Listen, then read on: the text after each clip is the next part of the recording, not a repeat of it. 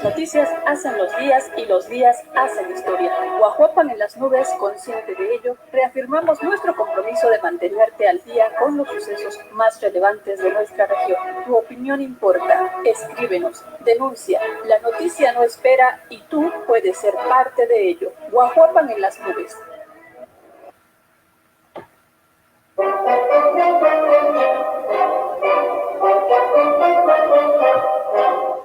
Agua purificada inmaculada. La hidratación perfecta hasta la puerta de tu casa. Salud, higiene y economía para tu hogar. Te ofrecemos el agua más pura con los más altos estándares de calidad. Llegamos, aquí estamos. Háblanos, somos nosotros. Agua purificada inmaculada.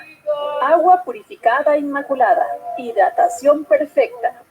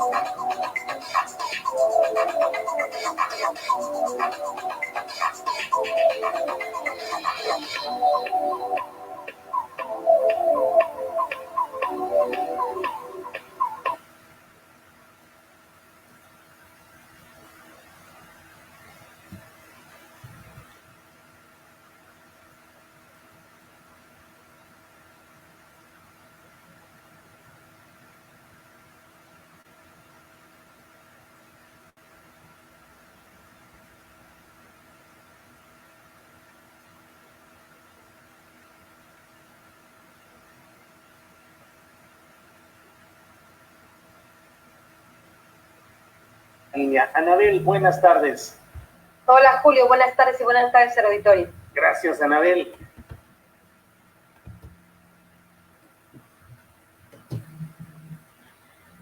¿Qué tal, amigos? Muy buenas tardes. Ya estamos con ustedes listos para llevarles hasta sus hogares pues información importante a través de este sistema de información comunitaria que nos permite llegar un cordial saludo de sus amigos de esta plataforma de EI Oaxaca. También a nuestros seguidores que nos acompañan de Guajuapan en las nubes, Notipuebla, El Poblano, a todos les mandamos un cordial saludo y les agradecemos que ya estén con nosotros y por supuesto no se olviden compartir también esta transmisión y para que podamos llegar a más a más hogares, a más personas, sobre todo porque pues el resumen de información que les tenemos pues consideramos que es de gran relevancia, de gran importancia para ustedes y sobre todo si en la semana no se pudo darle seguimiento a las noticias, pues aquí tenemos ya listo ese resumen de esta información importante. Pues vamos a dar inicio. Un gusto saludar también nuevamente a mi compañero de este espacio, Olaf Iván Corrolabra. Buenas tardes. Nayeli, muy buenas tardes a nuestra audiencia de nuestros portales aliados y es un placer saludarles este sábado 21 de noviembre, justamente un día después de la celebración del inicio de la Revolución Mexicana, con que se celebró allá en la Ciudad de México, un acto simbólico prácticamente por las condiciones de la pandemia, pero hay que recordar esas fechas históricas que nos recuerdan a nuestros héroes, a nuestros valores y desde luego toda la tradición de actos cívicos, culturales, que ha venido representando estas fechas muy representativas para México. Y empezamos con la información relevante, importante, que le permita a usted tomar decisiones relevantes y que no se distraiga de otro tipo de noticias que no abonan en nada y que solamente los distraen. Y si no tienes inconveniente, Nayeli, empezamos con el tema del coronavirus, que es el que a nivel mundial está registrando cifras estratosféricas. Pues ya se registran, pues hasta el día de ayer por la noche, ya están por arriba de los 57 millones de personas contagiadas desde el inicio de la pandemia, que ya se registra 1.372.182 personas que han fallecido, de tal manera que el grado de letalidad a nivel mundial es de 2.38%. Y viendo ya el panorama a nivel de la República Mexicana, aquí en nuestro país, los datos ya estamos superando el millón de personas contagiadas, 2.86% más que los días anteriores. Llegamos también a la cifra de los 100.823 personas fallecidas. Esto representa un incremento de 3.27%, y el grado de letalidad todavía permanece muy elevado. Estamos hablando del 9.82%, que si lo verificamos con el grado de letalidad a nivel mundial, a pesar de los incrementos que hay en Europa, del 2.38%, todavía nos falta mucho por bajar. Y en este contexto, el subsecretario López-Gatell, pues calificó, ya lo conocen ustedes, sus comentarios a veces muy inoportunos,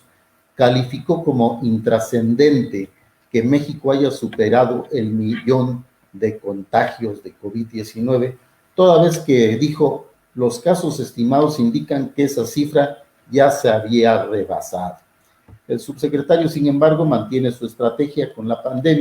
la pandemia, sin cambios. Además, señaló que nos acercamos a uno de los momentos más críticos, con alertas graves en Europa y Estados Unidos. Y por su parte, la Universidad de Washington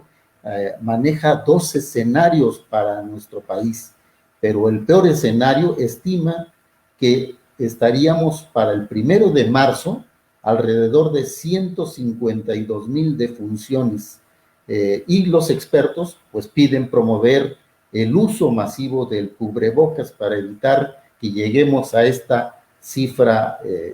por demás alarmante. Y pues los propios especialistas de la Universidad de Washington sugieren al gobierno de la República pues modificar su estrategia y provocar una sinergia con la sociedad, justamente para que pueda tener efectividad una nueva estrategia que evite un mayor número de fallecimientos.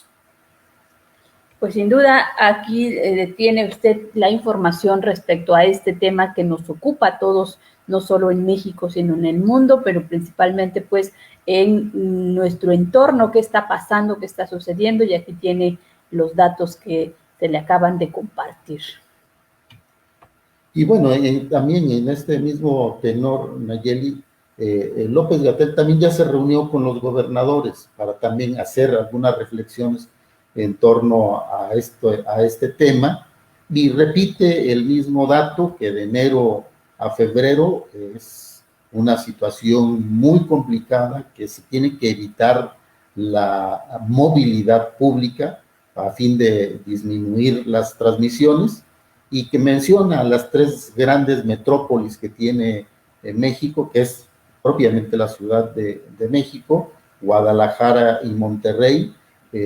los cuales están teniendo unas mesetas de alta transmisión, y anticipó que pues aunque se hayan tomado medidas restrictivas a partir de esta semana, pues sus impactos van a ser en las semanas posteriores, de tal manera pues de que él propone que haya brigadas comunitarias, que haya convencimiento a la población para efecto de que se reduzcan las actividades públicas o privadas, y que las medidas coercitivas pues no son tan efectivas como el convencimiento, de tal manera pues de que encontramos ya un acercamiento entre las posturas de especialistas de Estados Unidos que provocan o convocan al gobierno mexicano a hacer sinergia con la sociedad a través del diálogo y de la persuasión, y no a través de las medidas coercitivas, que también lo coincide con la postura del subsecretario López-Gatell. Esperemos que efectivamente se haya un cambio de estrategia, aunque el presidente insistió hoy por la mañana que vamos muy bien y que no habrá ningún cambio al respecto. Sin embargo, en la Ciudad de México, a partir del día de ayer, ya se instalaron 21 kioscos para efecto de que en 21 estaciones del metro se apliquen, se están aplicando ayer se aplicaron más de 2,000 pruebas rápidas que en 15, 20 minutos están teniendo los resultados, y el día de ayer se identificaron 339 casos que de manera inmediata se están canalizando a los hospitales respectivos. De tal manera, pues, de que las entidades federativas están tomando sus propias acciones y desde luego que tendrán que haber algunos resultados favorables para los mexicanos.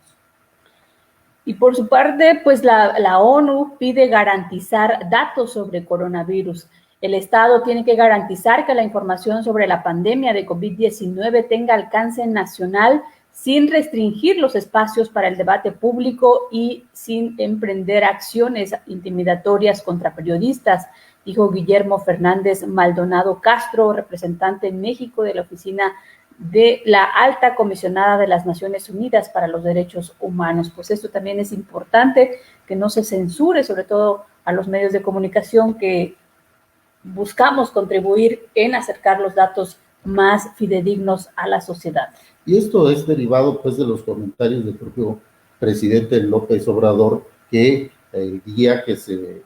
señaló que ya se había llegado a 1 millón de contagios, dijo que era un ataque de los conservadores, y que señaló a varios medios de comunicación que son cómplices, que están dando difusión a esta información. Bueno, pues esta información se tiene que dar a conocer justamente porque tiene que haber una sensibilización por parte de la ciudadanía al observar, al reconocer que hay un incremento muy importante y que el número de fallecimientos se incrementa día con día. Por eso los medios de comunicación nos convertimos en un vínculo de comunicación entre la autoridad y la ciudadanía para que puedan llegar a establecerse esta sinergia que están comentando los especialistas en la materia en la Universidad de Washington, ¿no? Y bueno, pero los efectos que también tiene la pandemia traen otro tipo de consecuencias, no solamente el tema de la salud. Lo que ya se dio a conocer es que ante esta prolongada pandemia, pues los cortes de energía eléctrica a consumidores domésticos por parte de la Comisión Federal de Electricidad también han aumentado. Del 1 de abril al 7 de octubre del 2020, la Comisión Federal de Electricidad le ha bajado el switch a 2.542.849 clientes por falta de pago en el país. En el Estado de México y la Ciudad de México no solo se dispararon el alza significativa de los clientes que dejaron de pagar, sino que se concentra el mayor número de cortes reportados a escala nacional. En términos porcentuales, Chiapas y Tabasco sufrieron incrementos notables de abril y hasta el cierre de septiembre, y es una queja más de los ciudadanos, una inconformidad más, porque pues, no tienen trabajo, no tienen acceso a servicios y todavía no tienen energía eléctrica, y evidentemente pues causa muchos perjuicios a las familias mexicanas. La Secretaría de Hacienda y Crédito Público pues eliminó el estímulo fiscal a las gasolinas y el diésel, por lo que los usuarios pagarán el 100% del impuesto especial sobre producción y servicios, el dichoso IEPS, del 21 al 27 de noviembre. Aunque no se prevé un aumento en el precio de los combustibles por esta medida, De acuerdo con la disposición dada a conocer a través del Diario Oficial de la Federación, por cada litro de gasolina, los consumidores pagarán 4.95 pesos por IEPS en el caso de la Magna. Para la Premium, que desde hace 55 semanas no cuenta con estímulo fiscal, las personas pagarán 4.18 pesos, mientras que en el caso del diésel, el IEPS asciende a 5.44 pesos por litro. Pues así en el tema de las gasolinas. Y pues mientras se está dando el tema de la pandemia, mientras estamos hablando de cortes de energía eléctrica, estos incrementos o quitarle el subsidio a las gasolinas, y aunque dicen que no va a haber incremento, ya veremos las cantidades que se tendrán que pagar a partir a partir del día de hoy. Pues mientras esto está pasando, hay preocupaciones en la población, pues los diputados ya están planteando su reelección. Mario Delgado les ha recomendado a sus correligionarios que vayan preparándose para la reelección, de tal manera de que en la propia Junta de Coordinación Política están analizando qué tendrían que hacer para efecto de que se cumpla con los procedimientos legales para que haya esta reelección,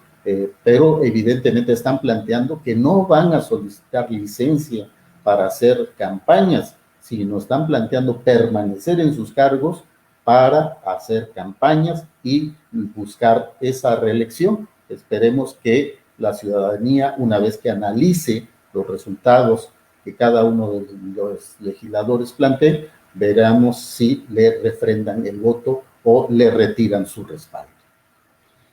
También las Comisiones Unidas de Puntos Constitucionales de Estudios Legislativos Segunda citaron a los integrantes para que aprueben la reforma constitucional sin modificaciones a la iniciativa presidencial. La propuesta se centra en el mundo interno de la Corte y la Judicatura Federal. Pese a la advertencia de los líderes de la oposición, el presidente de la Junta de Coordinación Política, Ricardo Monreal de Morena, pues aseguró que el tema no pasará de esta semana, pero hoy presentó la propuesta del Parlamento abierto. Entre los cambios relevantes que el presidente propuso al Poder Judicial en la reforma constitucional están la creación de la figura de los plenos regionales y los tribunales de apelación para que la Federación pueda impartir justicia. También se pretende darle la capacidad al Pleno de la Suprema Corte de Justicia de la Nación, con mayoría de 8 votos, de emitir jurisprudencias que sean de observancia obligatoria para todas las autoridades jurisdiccionales federal y estatales. Se busca elevar a rango constitucional el reconocimiento de todas las autoridades jurisdiccionales federal y estatales. En esta parte, pues, el reconocimiento del ingreso, formación y permanencia de la carrera judicial, al determinar que estos procesos se sujetarán a la regulación establecida en las disposiciones aplicables. Y Nayeli, una nota muy relevante en la Cámara de Senadores de esta semana fue que aprobó unas modificaciones legales para legalizar el consumo de la marihuana para uso recreativo, lúdico, industrial, científico, y eliminó la marihuana del listado de sustancias psicotrópicas. Con este aval, que es un aval histórico, 115,000 hectáreas cultivadas con la planta dejarán de ser clandestinas y se facilitará la liberación de al menos 12,562 personas encarceladas por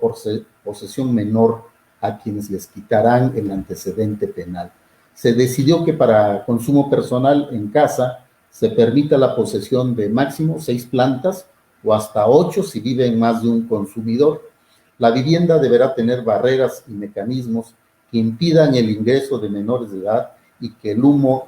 no llegue a los vecinos. Las personas podrán portar hasta 28 gramos de marihuana para consumo personal, pero si exceden de esa cantidad y hasta 200 gramos, serán merecedores de una multa equivalente a 100,000 pesos. Si rebasan los 200 gramos, la sanción será prisión de hasta 10 años y el nuevo Instituto Mexicano para la Regulación del Control del Cannabis, que dependerá de la Secretaría de Salud, estará obligado a implementar medidas afirmativas en el otorgamiento de licencias a fin de procurar la incorporación al mercado lícito de pueblos y comunidades indígenas, personas campesinas o ejidatarios, ejidos y comunidades agrarias, comunidades en situación de marginación o que por sus condiciones o características resultaron afectados por el sistema de vulnerabilidad o desventaja. Pues ahí tienen esta información que ha dado vuelta toda esta semana,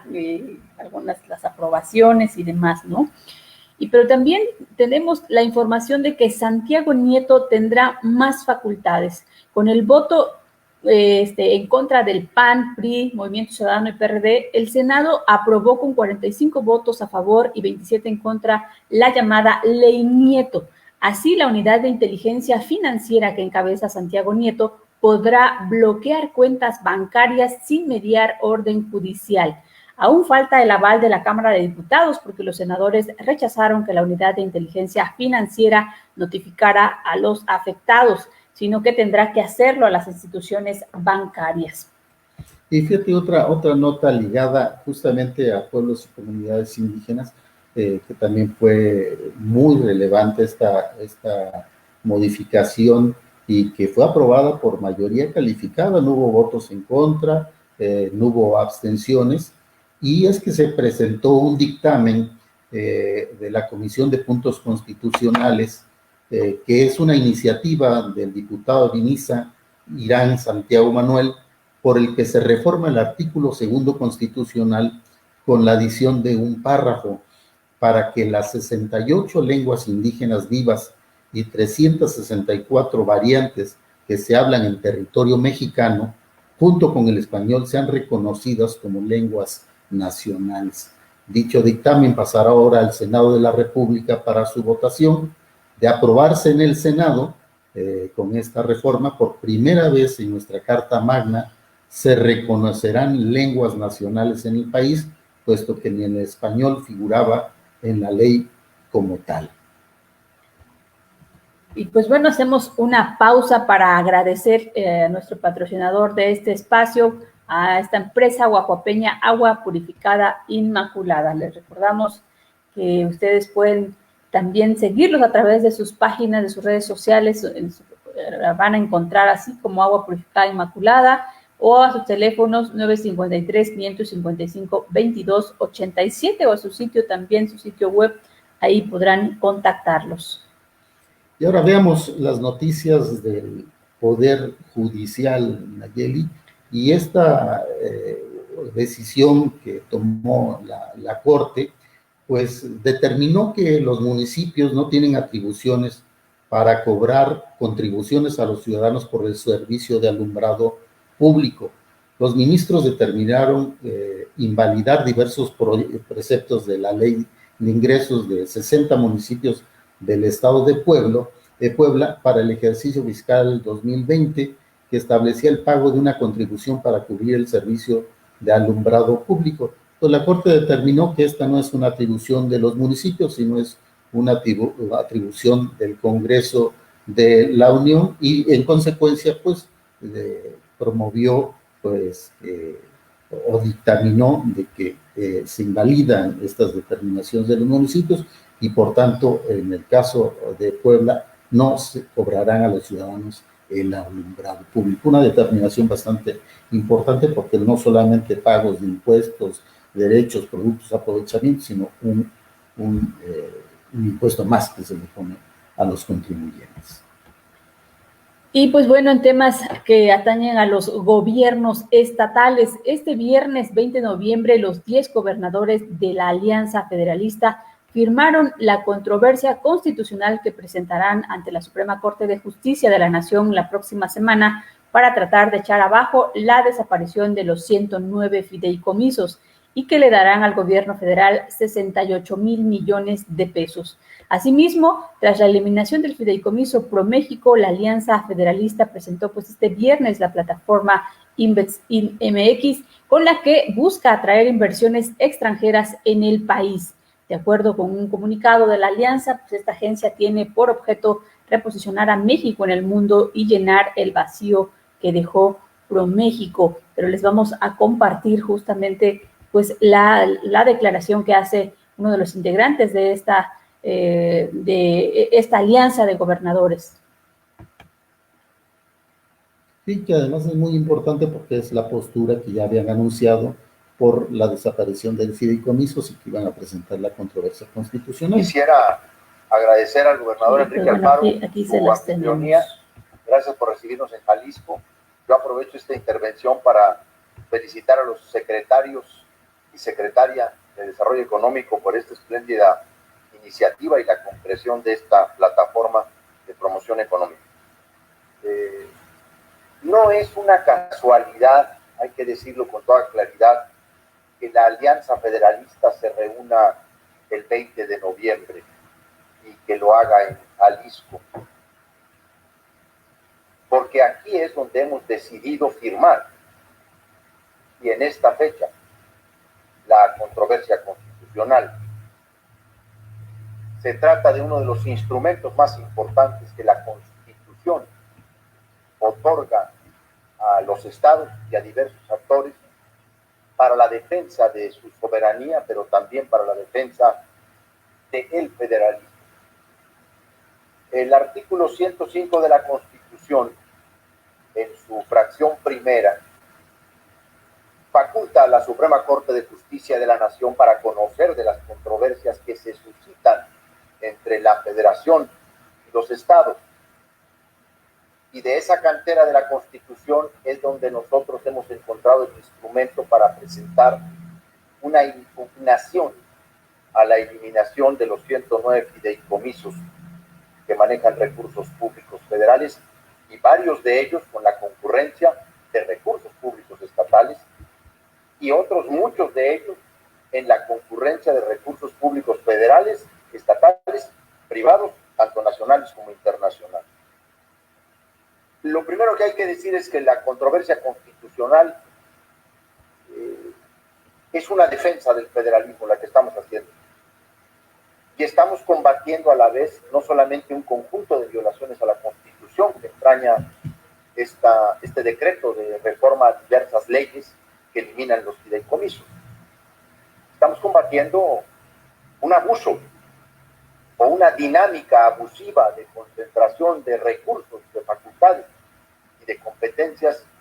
en el gobierno central. Hemos contado con mentes brillantes, inteligentes en el litigio constitucional que nos han ayudado a configurar un documento muy robusto, muy sólido. Nuestra controversia constitucional le plantea a la Corte 16 conceptos de invalidez que violentan igual número de artículos de la Constitución General de la República. Viola la eliminación de los fideicomisos, el artículo 1 de la Constitución, el artículo 14, violenta el 16, el 25, el 26, el 39, el 40, el 41, el 43 de la Constitución, por supuesto el 72 y el 74, el 116, el 124, el 133 y el 134 de la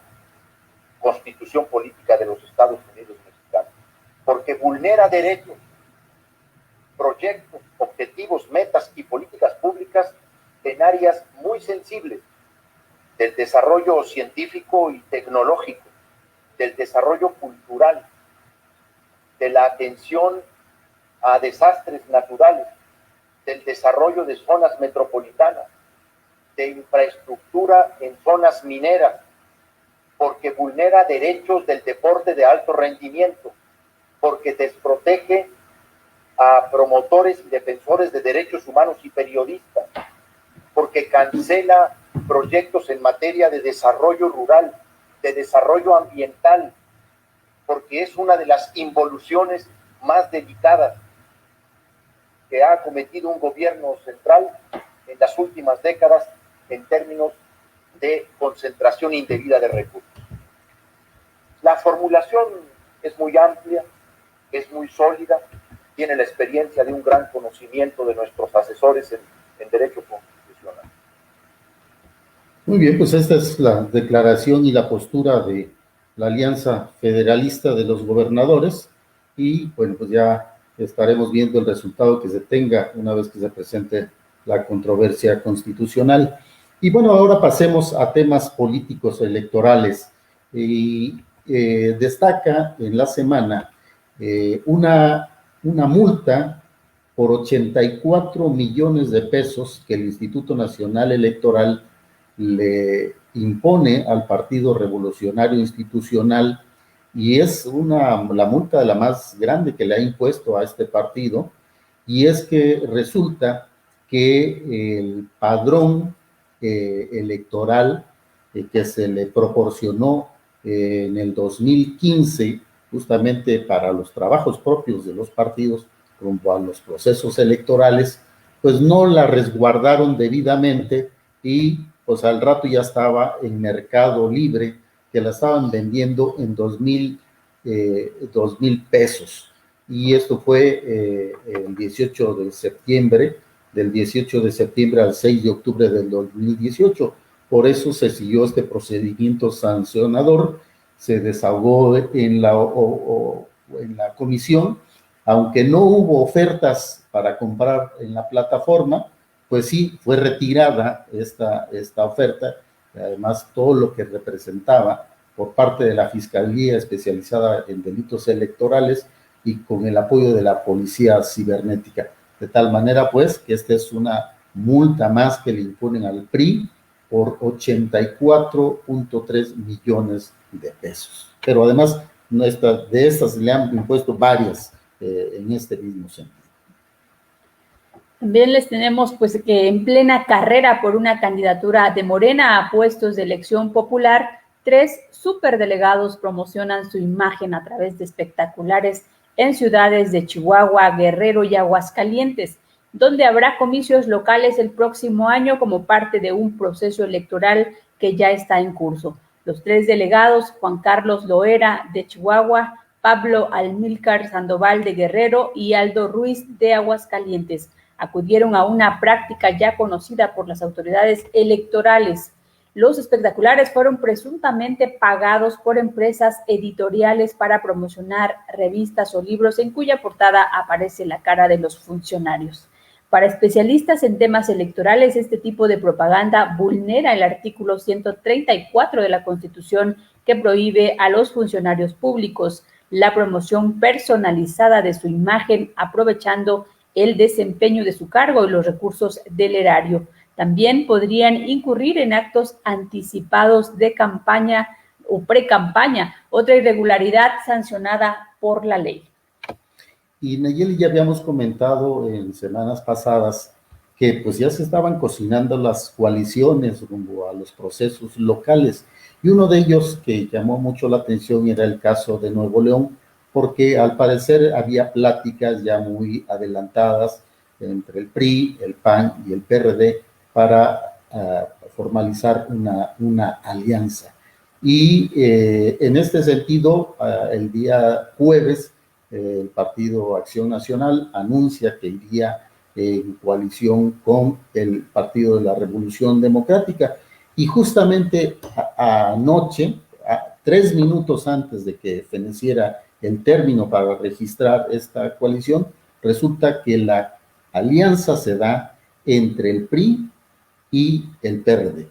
de tal manera que el Partido Acción Nacional en Nuevo León irá solo, Movimiento Ciudadano irá solo, y la que sí se consolidó esta coalición es la de Morena, Partido del Trabajo, el Verde Ecologista y Nueva Alianza. Y con ello se había dado a conocer que Luis Donaldo Colosio Riojas estaría contendiendo por la gubernatura para Nuevo León, solamente si se daba la alianza el PAN con el PRD. Al no conformarse esta coalición, pues evidentemente él se baja de ese proyecto rumbo a la candidatura al gobierno del estado y ahora anuncia que va a contender por la alcaldía de Monterrey. También en temas político-electorales, el Instituto Nacional Electoral informó que las peticiones de consulta popular para la investigación y juicio a expresidentes, una presentada por Jacob Polemski y otra por Norma Ariadna Sánchez y Manuel Vázquez, presentaron diversas inconsistencias. El Consejo General del Instituto Electoral recibió los informes de la Dirección Ejecutiva del Registro Federal de Electores. En el caso de la solicitud promovida por Polemski, el informe establece que se entregaron 69,254 firmas y de ellas 55,930 fueron ubicadas en la lista nominal. Por lo tanto, el número de solicitantes es insuficiente para cumplir con el requisito del 2% establecido en la Constitución. Asimismo, se detectaron 9,908 registros no encontrados en la lista nominal, 2,592 registros repetidos, 550 bajas por cancelación de trámites y 194 bajas por defunción y 169 ciudadanos visitados que manifestaron no haber apoyado la consulta. Pues ahí tiene usted los datos. Y bueno, pues hasta los muertos también votan. Es una vieja práctica que existía cuando había un partido dominante, el PRI, y que bueno, pues ahora Morena también sabe hacer uso de ese tipo de registros. Y bueno, también dentro de las propias sesiones del Instituto Nacional Electoral, pues ya aprobó el presupuesto que se va a ejercer para este año por parte de los partidos políticos para el 2021 y se están hablando de que los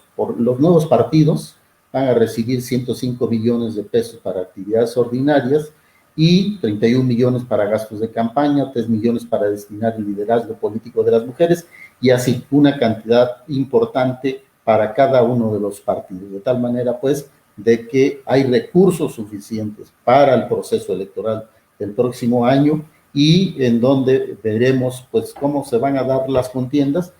muy dispares en términos de proporcionalidad de los recursos, porque Morena es el que se lleva una cantidad muy elevada en comparación con los otros, pero es en relación a los números, a los votos que han obtenido, de tal manera pues de que hay un reparto, llamémosle así, un reparto equitativo en función de los votos obtenidos. Y les recordamos que este espacio pues es patrocinado por Agua Purificada Inmaculada, quienes les mandamos un saludo a todos los colaboradores de esta empresa guajuapeña. Y Nayeli, veamos ahora el tema de los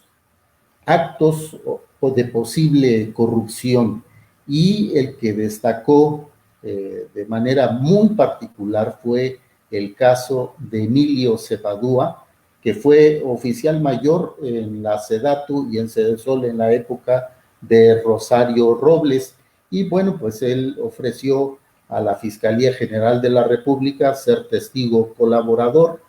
y declaró que al menos 702 millones de pesos de la estafa maestra se habrían empleado por las áreas de comunicación social y la oficina de la Secretaría para dos fines políticos particulares. El primero de ellos es para la promoción de la figura de Enrique Peña Nieto, de la figura de la propia secretaria Rosario Robles y del secretario Miguel Ángel Osorio Chong, quien estaba buscando posicionarse para la candidatura a la presidencia en el 2018.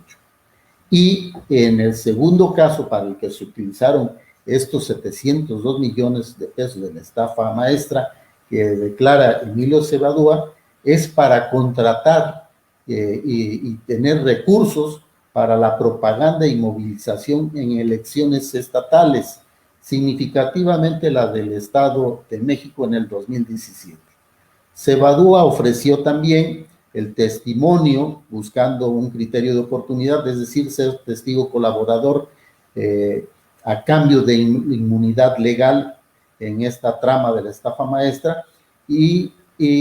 reseñó que se firmaron convenios con el sistema quintanarroense de comunicación social y con la televisora de Hermosillo, y aseveró que su testimonio puede ser confirmado por algunos de sus ex colaboradores y que él ofrece presentarlos. Y en su testimonio dice que el recurso se entregó para empresas subcontratadas por el publicista Juan Carlos Limón, director de consultoría y estrategia política Bypower, quien operó las campañas de Peña, de Robles y de Osorio Chong. En más información les tenemos que legisladores de Morena, PRI, PRD y PAN pidieron que se aclare la situación patrimonial de Julio Scherer Ibarra, consejero jurídico de la presidencia, por no haber declarado un departamento a su nombre en una de las zonas más exclusivas de Nueva York y por el cual pagó $1.7 millones. El Universal publicó que el consejero jurídico del Ejecutivo Federal, Julio Scherer Ibarra, es propietario de un departamento en Upper East Side de Manhattan, Nueva York, a 1,5 cuadras de Central Park, que no está en ninguna de sus declaraciones patrimoniales públicas presentadas ante la Secretaría de la Función Pública desde que inició pues su función como servidor público y del cual todavía en octubre de 2020 pagó impuestos. En otro tema, y que ya hemos venido dando a conocer, porque la información está fluyendo bastante bien por parte de la Auditoría Superior de la Federación, le hicieron una revisión a Segalmex, que es Seguridad Alimentaria Mexicana, que es la nueva CONASUPO de la Cuarta Transformación, que operó con desorden en 2019, según la Auditoría Superior, y no pudo comprobar el destino de 3,027 millones de pesos, equivalentes al 37.5% del presupuesto público que ejerció ese año. Y entre otros datos que ellos señalan, y que tendrá que aclarar evidentemente Segalmex, es que no tiene registros de sus beneficiarios, entregó apoyos y subsidios a productores de leche, además que pagó 134 millones de pesos a grandes productores que excedieron el tonelaje permitido, pagó a productores 3,923 millones de pesos para comprar maíz, frijol, arroz, trigo a precio subsidiado, es decir, superiores a los del mercado. Y pues en defensa, Segalmex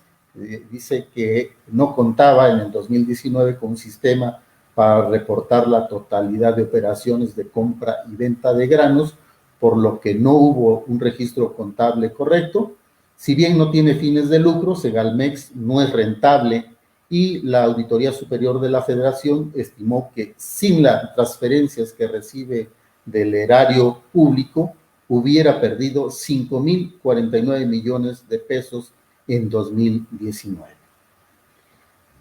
En otro tema, según documentos de inteligencia, el gobierno identificó a 25 funcionarios federales y estatales en activo que están involucrados en una red de huachicol en el Golfo y en evasión fiscal en Campeche, Tabasco y Veracruz. En la lista aparece el fiscal de Campeche, quien participó con la empresa Tagal, ligado a Emilio Lozoya, exdirector de Pemex, el presuntamente involucrado en una red de huachicoleo en plataformas petroleras y en alta mar, así como en un caso de evasión fiscal. También en otro caso de comercio ilegal de hidrocarburos se ubica al titular de la delegación de la Fiscalía General de la República en Tabasco y al fiscal en Villahermosa. La lista con los nombres de los funcionarios incluye además a capitanes de buques mercantes, funcionarios de la Fiscalía General de la República en Tabasco, jefes de la policía en Campeche e ingenieros de Pemex,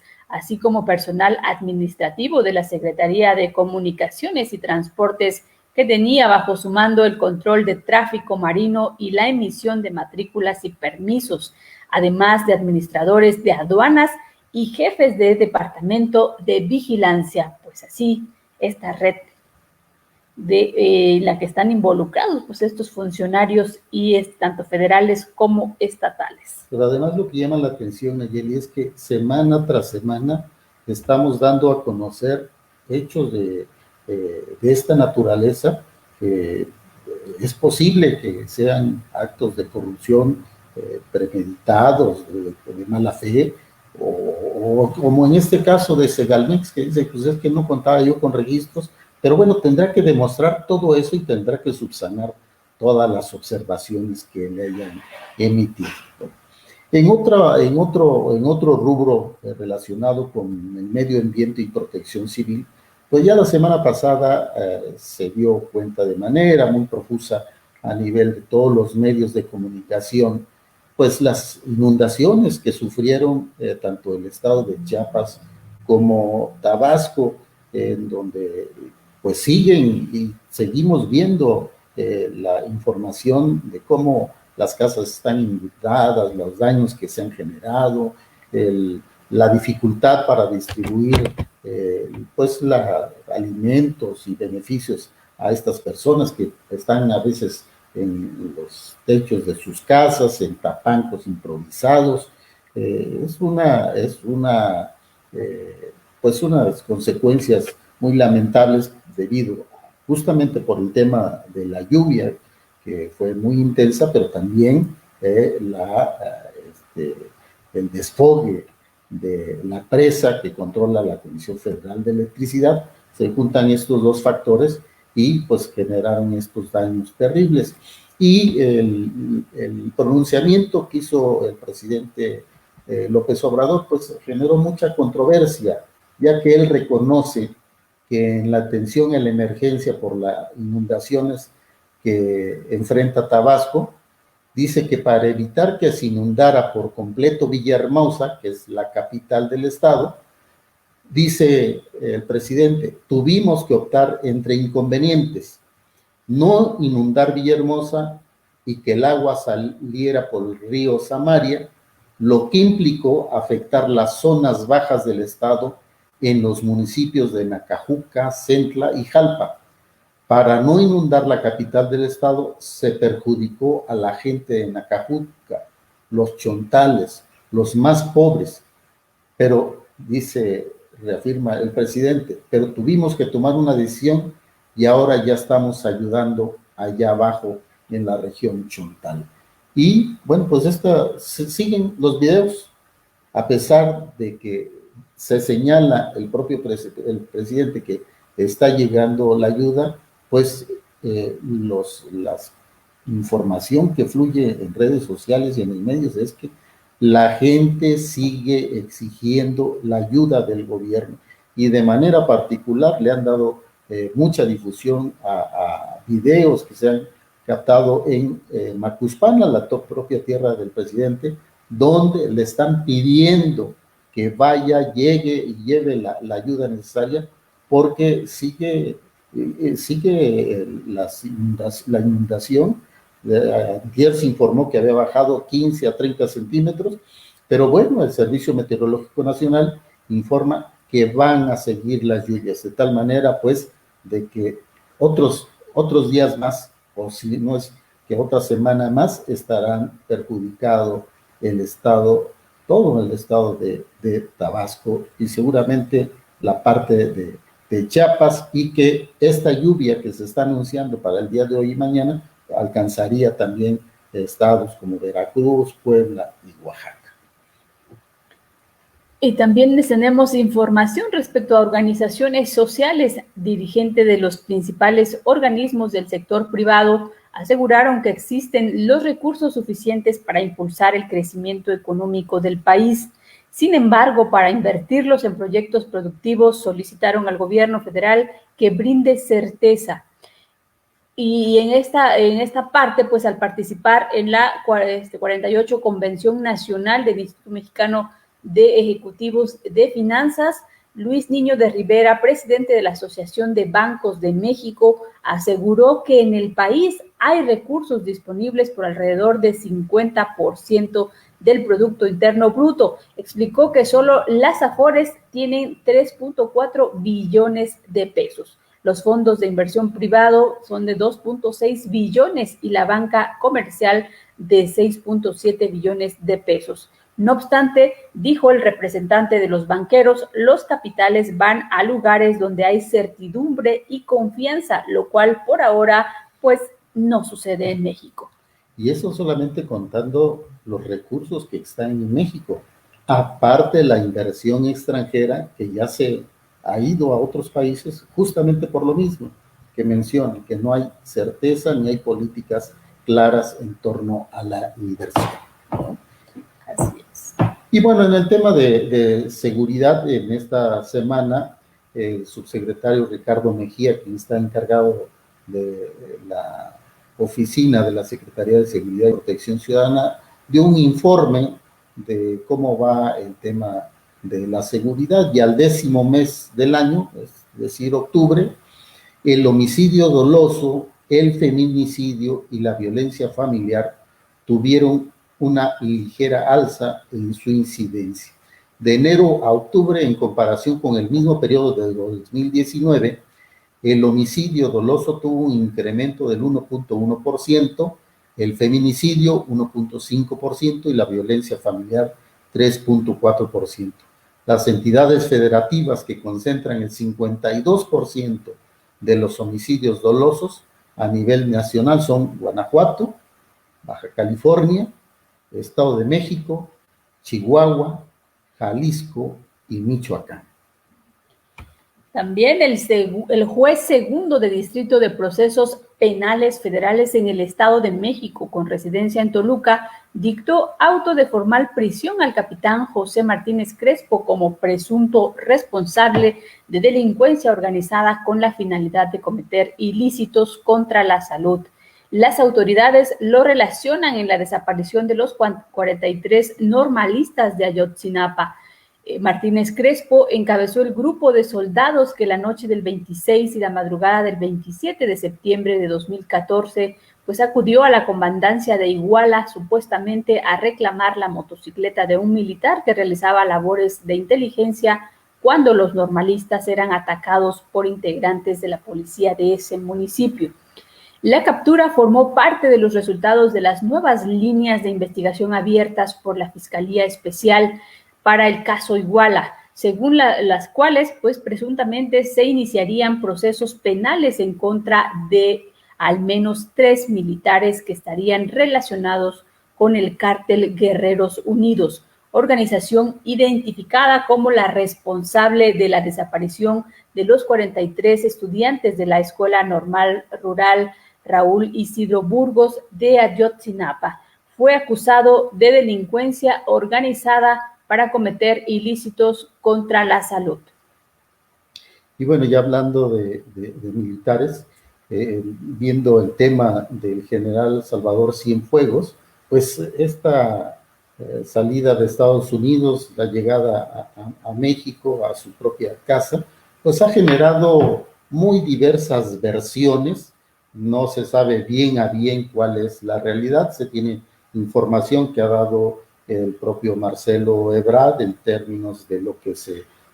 platicó con el gobierno estadounidense en relación a convenios firmados, el respeto a la soberanía, en relación a la colaboración que debe existir. Se habla también de que se le señaló de que si no retiraban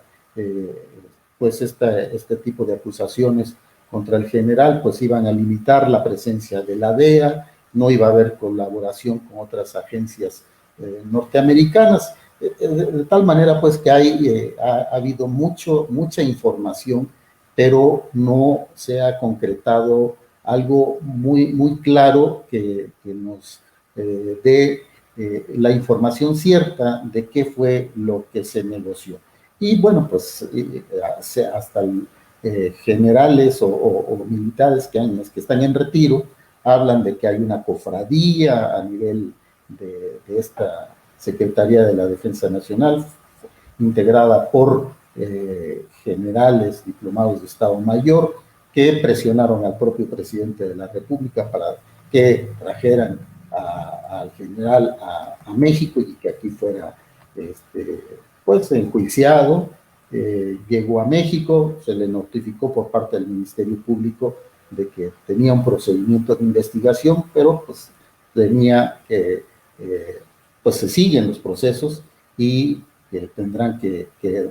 irse verificando. Y bueno, mientras esta información se está generando, lo que llama la atención y que se dio a conocer el día de ayer es el tema que en un tuit da a conocer la agencia Reuters,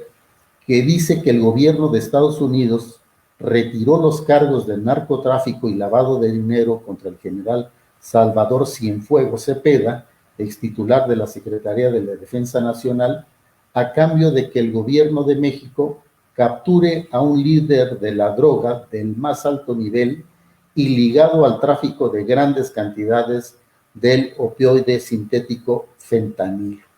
Y bueno, de acuerdo con la lista de los 8 fugitivos más buscados por la Administración de Control de Drogas, la DEA,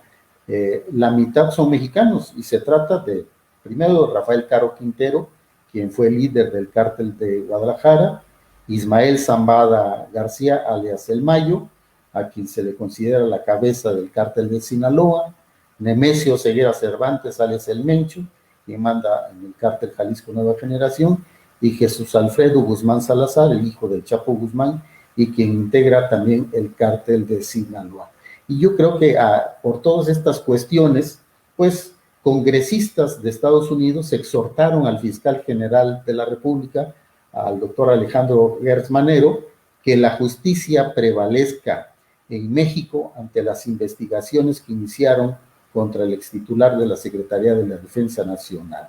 En Twitter, el congresista Albio Cires publicó la carta que envió junto con su par Vicente González al fiscal mexicano, donde subrayan fuerte interés en que la justicia prevalezca en el caso del tráfico de drogas en contra del general Salvador Cienfuegos Cepeda. Entonces seguiremos igual filtraciones o información que se esté publicando en diversos medios hasta no tener la certeza de qué pasó efectivamente en este caso. Y bueno, y una de las opiniones que importante, sobre todo por la investigación periodística que ha realizado durante varios años y sobre todo con uno de los libros muy pues polémicos también, como es la de El traidor, Anabel Hernández, pues queremos compartirle a nuestro auditorio pues sus comentarios respecto a este tema del general Salvador Cienfuegos.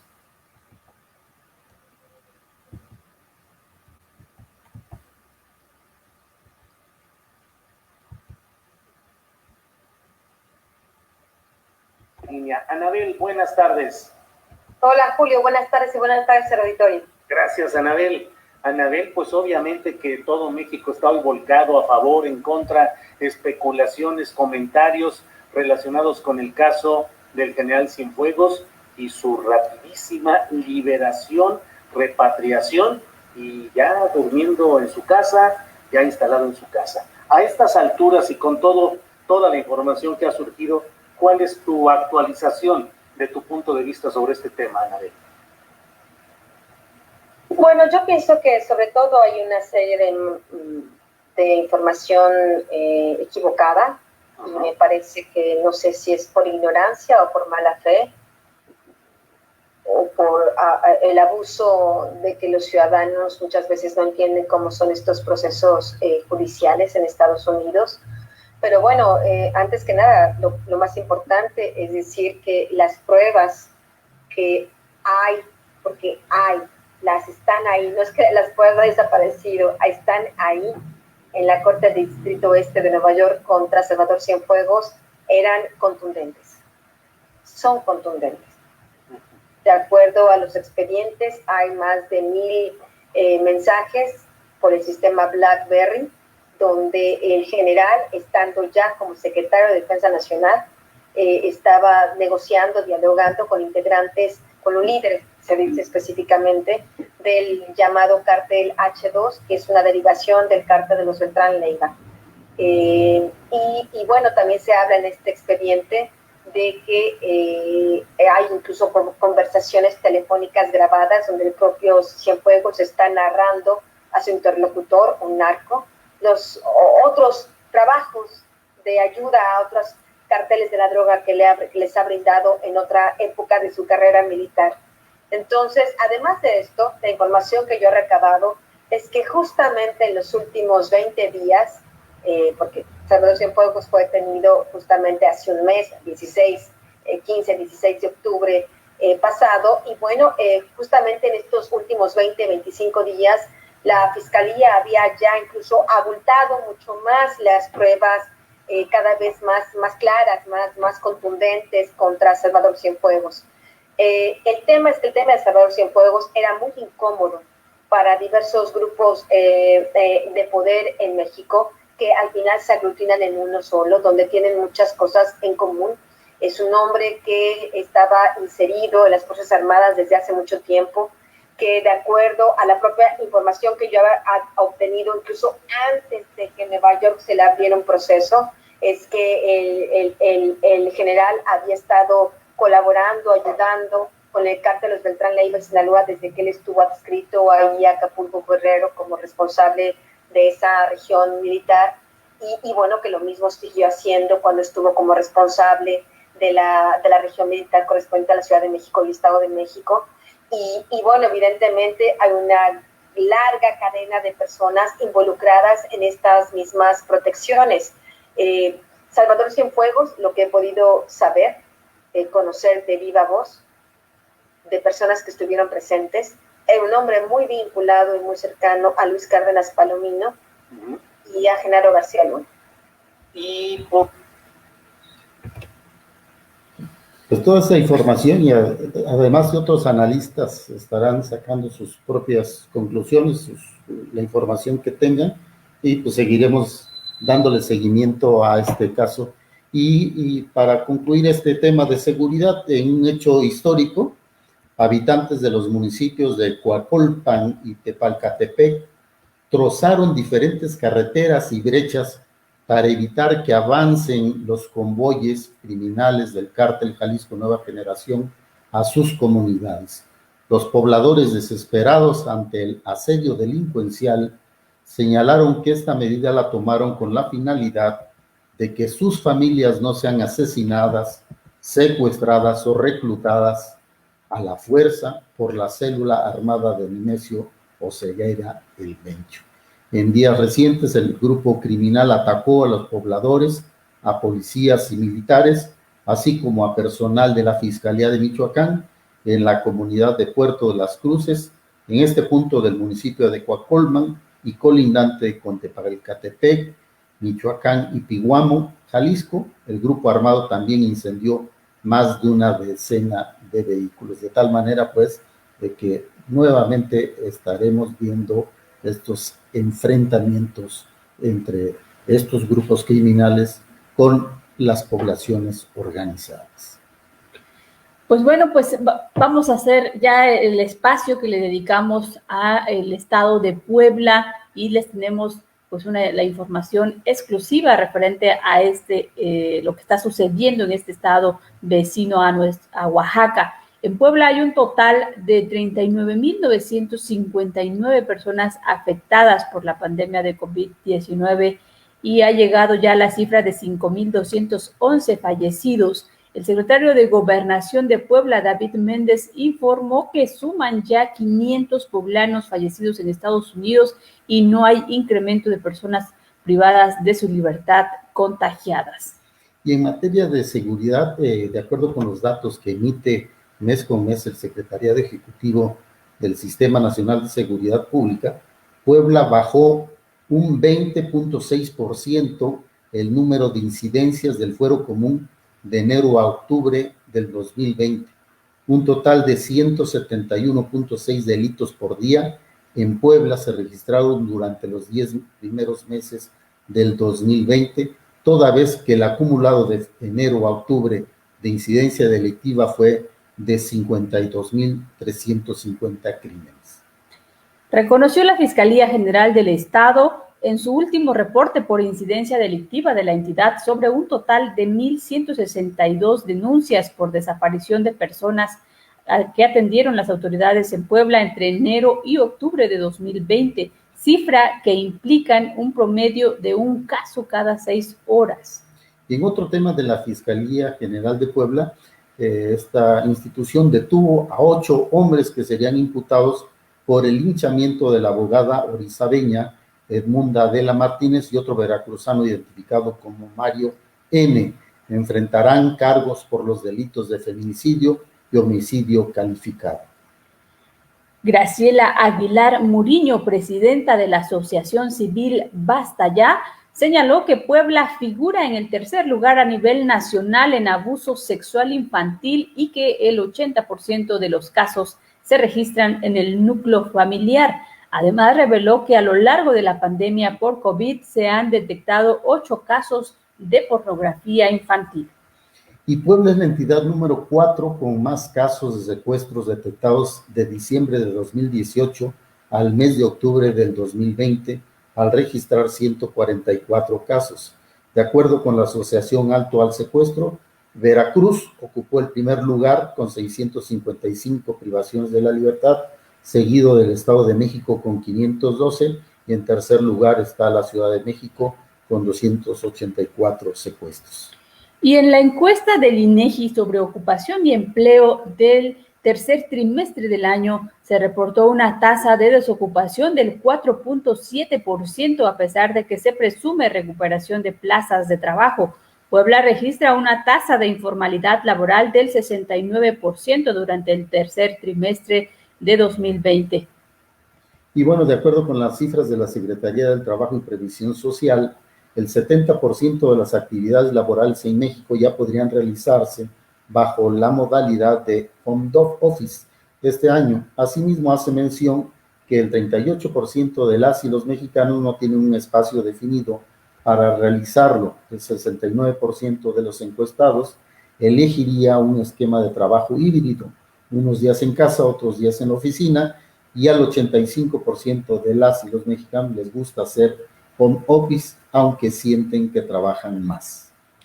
Para el ejercicio fiscal 2021, Puebla sufrió un recorte del 4.4%, por lo que ejercerá 83.259 millones de pesos, es decir, 3.868 millones de pesos menos que en este año 2020. Sin embargo, contará con 22 proyectos que ascienden a una inversión de 5.052 millones.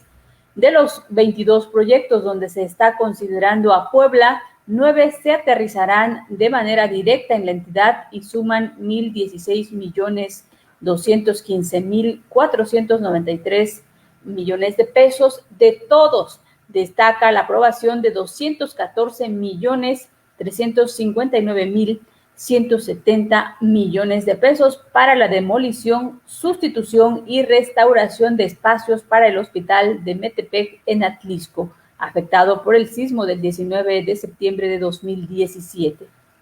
Y bueno, si bien en el 2021 se tendrán elecciones en Puebla para presidentes municipales y diputados locales, de acuerdo con el proyecto de presupuesto de egresos del año entrante de Puebla, el gobierno estatal destinó una bolsa de 421.700.000 pesos al Instituto Estatal Electoral, es decir, 33% más que este 2020, donde llegó a los 316 millones de pesos. Mientras tanto, el Tribunal Electoral del Estado de Puebla no tendrá un incremento de presupuesto, ya que mantendrá un monto de 18.924.537 pesos.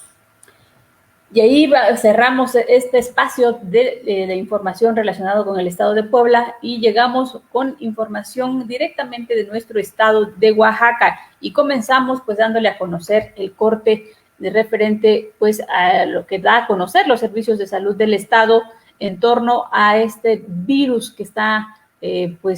lastimando tanto al mundo. Y este viernes en su corte dieron a conocer que hay 23.455 casos positivos de coronavirus en Oaxaca y ha llegado a la cifra de 1.849 fallecidos, con una tasa de letalidad del 7.88%. Oaxaca continúa en semáforo amarillo. Y bueno, esta semana, Nayeli, el gobernador Alejandro Murat presentó su cuarto informe de gobierno y hubo, como siempre, dos puntos de vista. Uno, donde hace alusión que fue un informe novedoso, donde él ocupa un espacio importante en la difusión de la información, pero permite la participación de sus secretarios, los titulares de las dependencias y entidades, desde luego también con la participación de beneficiarios, y dan una agilidad a un informe que no es solamente, como siempre se decía, que era el día del gobernador o el día del presidente cuando se presentan sus informes, porque solamente ellos hacen uso de la palabra. Y la otra versión es que se señala que con un bombardeo de spot de radio y televisión y el despliegue de personal de confianza en los principales cruceros de la capital para la entrega de una gaceta y un cubrebocas, el gobernador Murat realizó su cuarto informe de gobierno en el que presentó un estado idílico y presumió proyectos del gobierno federal. El gobernador presumió la construcción de hospitales edificados por el gobierno federal, la Sedena y el Grupo México. En el informe no abordó el tema toral, que se ha convertido en un grave problema de inseguridad, que es el que le toca a la Secretaría de la Mujer, que es ni el propio fiscal Rubén Vasconcelos. Aportaron datos sobre la desaparición de 978 mujeres y 467 feminicidios, que de acuerdo a la plataforma de violencia feminicida en Oaxaca, no mereció ni una sola línea por parte del mandatario, para cuya administración gubernamental las mujeres siguen siendo invisibles. Tampoco habló de la deuda de 3.500 millones de pesos, con las cuales se supone que serán ejecutadas 130 obras, en las que quizás haya 6 que pudieran ser su tablita de salvación el próximo año si logra concluirlas, y que no se queden en proyectos ejecutivos. Para la Asociación Oaxaqueños contra la Corrupción, el informe del gobierno del Estado está plagado de impunidad. Durante la más reciente entrega de sus investigaciones, esta organización de Oaxaqueños contra la Corrupción presentó una lista de servidores públicos señalados con actos de corrupción, entre ellos David Concha Suárez, director administrativo de los servicios de salud, José Juan Flores Guzmán, del Sistema Estatal del Combate a la Corrupción del Estado de Oaxaca. La Asociación Civil también exhibió una vez más probables actos ilegales por parte del gobierno de Oaxaca, con la contratación de empresas fantasmas para la ejecución de obras públicas. Pues sí, y también más información relacionada a este estado de Oaxaca, de acuerdo a información proporcionada por la Defensoría de los Derechos Humanos del Pueblo de Oaxaca, desde hace un año las autoridades educativas del Sistema de Universidades del Estado de Oaxaca, SUNEO, no han permitido que se investigue a fondo un penoso caso de acoso sexual en contra de 3 alumnas de la Universidad del Istmo, la UNISMO Campus Ciudad Ixtepec. Muy por el contrario, rescindieron el contrato de una maestra, Virginia Ilescas Vela, quien acompañó en su búsqueda de justicia a las 3 estudiantes de Derecho acosadas sexualmente por 3 maestros, los cuales pues siguen dando clases en esa universidad. Otros 2 maestros que acompañaron a las víctimas sufren actualmente acoso laboral por prestar este tipo de acompañamiento a las víctimas en el 2019. Y bueno, en otra nota lamentable es el tema de la zona Triqui, donde justamente ha habido 2 hechos violentos con pérdidas de vidas humanas. Justamente el primero de ellos fue a principios de esta semana, y termina la semana con el homicidio de Gabino Ávila Ortiz, que es el segundo al mando del MUL de allá en Justlahuaca, Y bueno, pues están solicitando el apoyo del gobierno estatal y del subsecretario Alejandro Encinas, de la Secretaría de Gobernación Federal, pues están violentándose nuevamente estas convivencia, que ya se había firmado un pacto de paz. Sin embargo, bueno, ya por historia hemos conocido de que la violencia, cuando se desata, pues se pierden muchas vidas humanas. Bien valdría la pena que se revisara ese pacto de paz que se firmó y que evidentemente se involucrara pues justamente ambos gobiernos, el federal y el estatal, para volver a establecer las negociaciones necesarias y que concluyan estos eventos de violencia que pueden traer más muertes e inestabilidad en esta zona de la región Triqui. Y cerramos pues este espacio que le dedicamos directamente a todos los acontecimientos de nuestro estado de Oaxaca, pues con esta nota que también salió y que se da a conocer, que hunde Osvaldo García a Morena en la capital oaxaqueña, pues se sigue sin comprobar recursos federales por 127 millones de pesos. Y así, con toda esta estela de corrupción y malos manejos, pues pretende reelegirse y ha dicho a sus más cercanos colaboradores que tiene apartado 30 millones de pesos para su campaña, sin que a la fecha haya logrado comprobar recursos federales por estos 127 millones de pesos, de acuerdo a un reporte oficial de la Federación. No tardará la Auditoría Superior de la Federación en exigirle que compruebe este dinero federal que es del año 2019. Y pues de esta manera, si no tienes algún otro dato importante para despedirnos, pues les agradecemos a todos nuestros amigos que han estado conectados y les recordamos que nos ayudan mucho si comparten esta información también con sus grupos de las redes sociales y por supuesto no olviden escribirnos, mandarnos sus comentarios referente o algún suceso importante que esté aconteciendo desde el lugar donde ustedes se encuentran y con mucho gusto estaremos compartiendo con el auditorio. No, Nayeli, solamente la última declaración que hace Margarita Zavala en el sentido de que México Libre, pues a pesar de que no obtuvo su registro, señalan que van a participar como organización ciudadana en las elecciones del 2021 con candidatos propios o en alianza con partidos. Siguen sin aceptar pues esta falta de reconocimiento y veremos qué partidos o qué alianzas pueden construir para este próximo proceso electoral. Y pues agradecido por nuestra audiencia de habernos aceptado en sus hogares, llevándoles información trascendente, importante, y evitando que se distraigan de información que no les aporta nada y que solamente distrae de las cosas relevantes que están pasando en México. Pues al agradecerle, Nayeli, a su aceptación y su escucha, pues les mandamos un afectuoso abrazo y que tengan un excelente fin de semana. Y por supuesto, no olviden seguirse cuidando de antemano a todos y nos vemos la siguiente semana. Las noticias hacen los días y los días hacen historia. Guajuapan en las nubes, consciente de ello, reafirmamos nuestro compromiso de mantenerte al día con los sucesos más relevantes de nuestra región. Tu opinión importa. Escríbenos, denuncia. La noticia no espera y tú puedes ser parte de ello. Guajuapan en las nubes.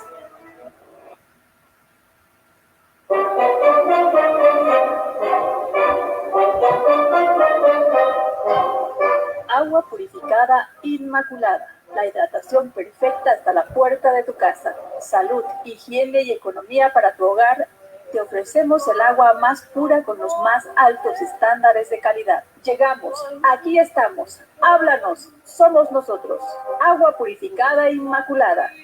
Agua purificada inmaculada. Hidratación perfecta.